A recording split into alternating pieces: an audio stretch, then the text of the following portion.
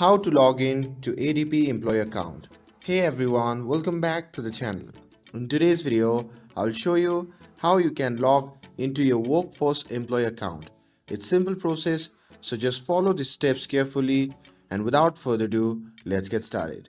So first thing first, open your web browser and in the address bar, simply type workforcenow.adp.com. And you can pause the video to make sure you want to type it exactly as shown. And after typing the URL, simply press enter. And it should take you to the official Workforce Now website. And it may take a few seconds to load depending on your internet connection. Now, once the site has loaded, you will see a prompt to enter your user ID. Simply go ahead and enter that information. After entering ID, click on the next button. And now you will be prompted to enter your password. Type it in carefully and then click on sign in.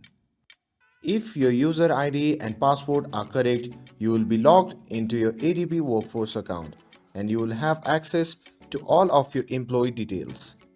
And that's all for today's video. If you found this video helpful, then don't forget to like, share and subscribe to get updated for more videos. Thanks for watching and I'll see you in the next video.